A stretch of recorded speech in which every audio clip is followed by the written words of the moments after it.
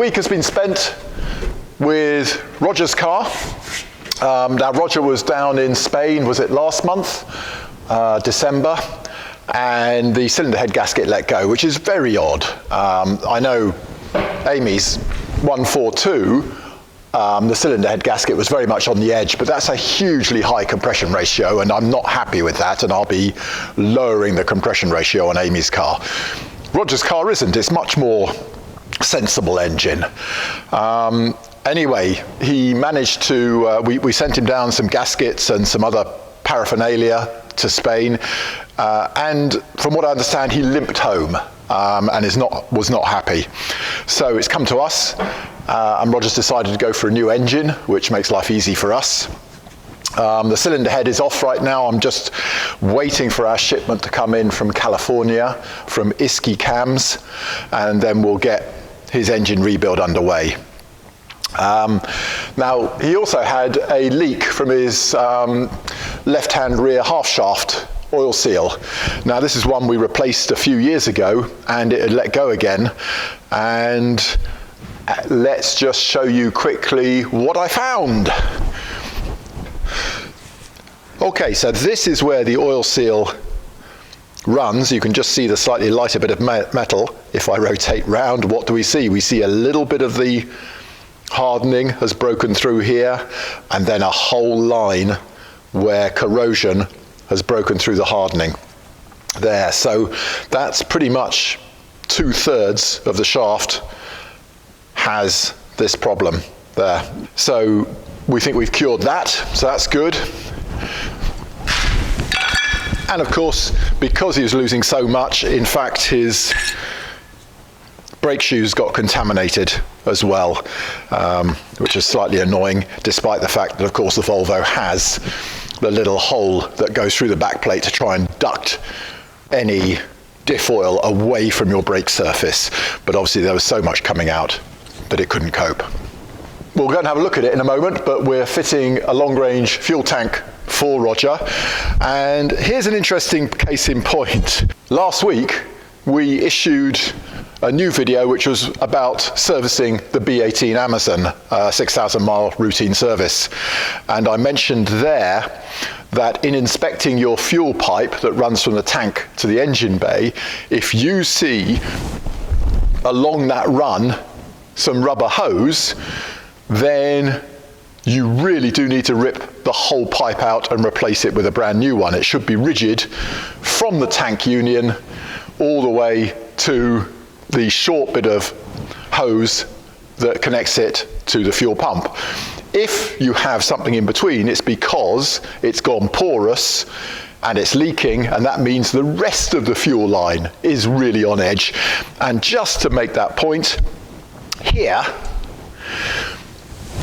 is Roger's fuel pipe in 4 sections, and each one of those sections I simply bent through 90 degrees and it broke off. So here's the union to the fuel tank. There, I just took it through 90 degrees, it broke.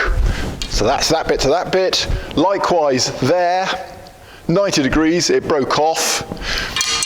This one in the middle, as soon as I removed the supporting clip, it started weeping from here, 90 degrees, and it broke off. And there's the final section. So, as you can see, Roger was very lucky to get away with that. So, if you see in your car any little patches of fuel hose along your fuel pipe, then your fuel pipe needs replacing. Make it so, because it will be very irritating for that to dump a load of fuel, as it can do. Okay, that's that. Now let's have a look at the work we've been doing.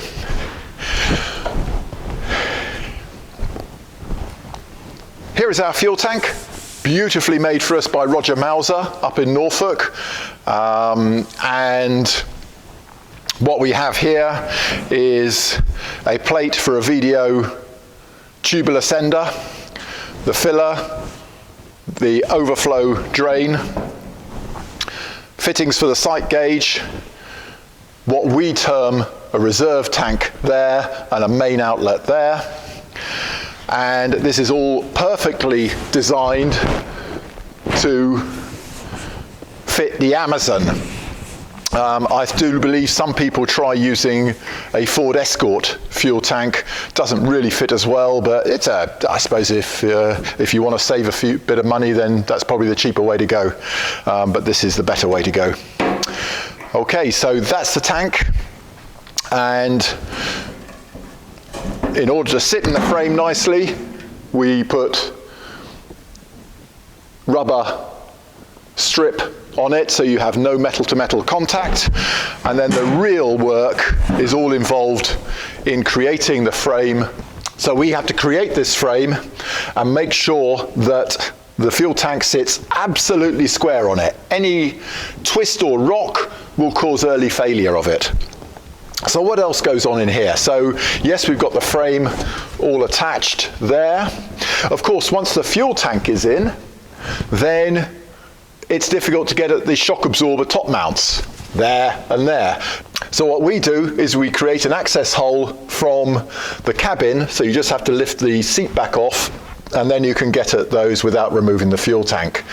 So there and there. Okay, so if we look on the cabin side, we'll see what the access looks like. So here we are, and that's the nice, easy access there. Very easy to get at now. In fact, that's actually almost easier than trying to work it from the boot. And then 3D printed is a wee cover to go over there, and a couple of M5 screws to secure it there.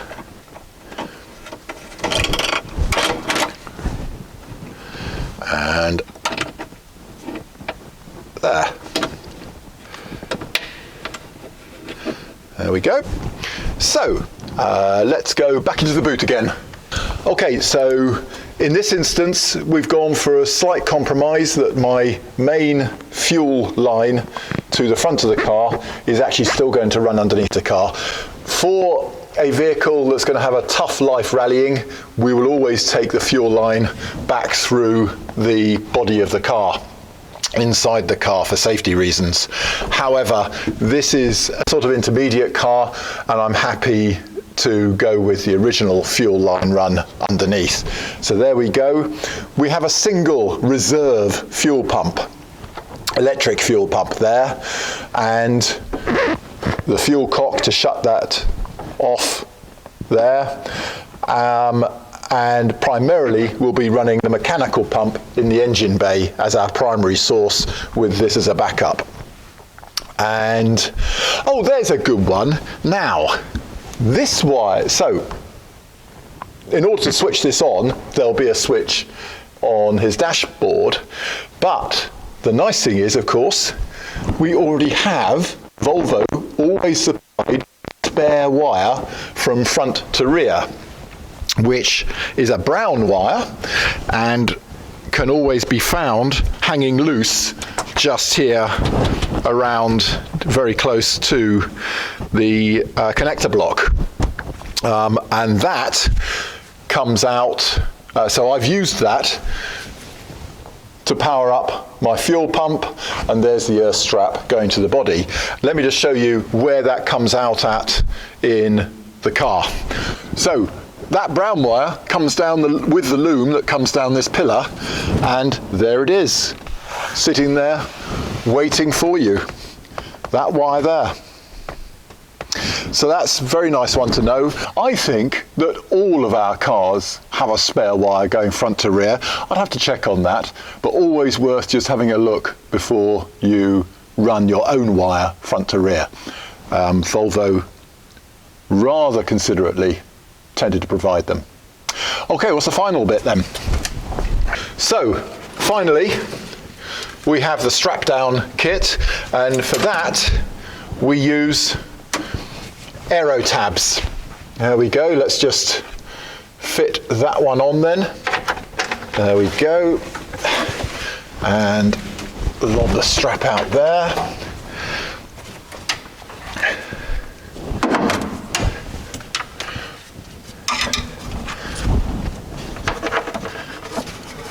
And these strap kits we have specially made up for us.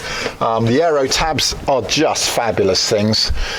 Very convenient, very strong. So there we go. So let me just put in the fuel tank.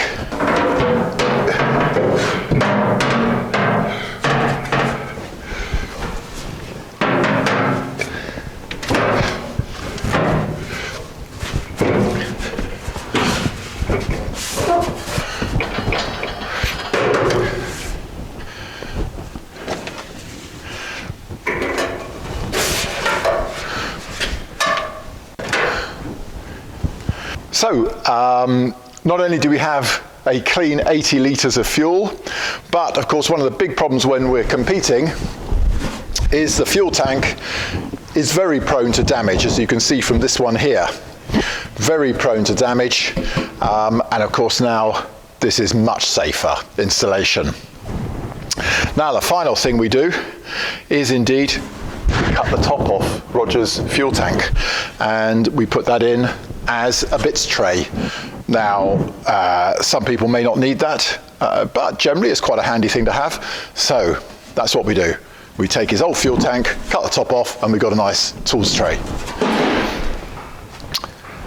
All we've got left here is there's the overflow tube if you have a bit of a spillage when refueling, and this tube on this side will have a 360 coil and then out to the breather here. And that means that 360 coil also gives you the opportunity to see if you've actually dragging some water in, which is always a slight risk. But because it's got a 360 coil first, it's actually very difficult to get enough water to drag it into the fuel tank itself in extreme conditions. So there we go. That fuel tank installation should be finished today, and then we'll be onto the engine.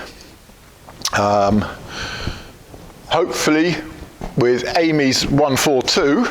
Now we've already given Brian that right hand wing, which he reckons he can make look good again, although he did point out that there was some corrosion beginning to build up around here, so it's got a fairly limited shelf life, so I better just put a brand new wing aside for Amy for future use. That'll go, and Emma tells me, I think, that Richard is sending our newly made wishbones to us for the beginning of next week, so therefore I shall be able to get the front suspension finished off with all new bushes, new wishbones, new ball joints, put it onto the geometry machine and get that set up, and really then the car's ready to compete once more once the wing goes on. So that'll be next week as well as Roger's car. I think we're pretty much done now. We're not competing till March. I've got no event on during this or next month, so got a bit of a layoff, which could really do with an event in February, but never mind. What other competition news? Oh, Amy and Neil were competing against each other on the carpetbagger last weekend. Neil didn't do as well as he wanted to, and sadly Amy's car retired before midnight, I reckon, because her driver got unaccountably sick, which is really sad for both of them. So she didn't get to complete the carpetbagger, which is up there with the Preston as one of the dramatically impressive rallies, night rallies of the season. Okay, well that's it. I must get to work now on Roger's car, and we'll talk to you next week. Thank you.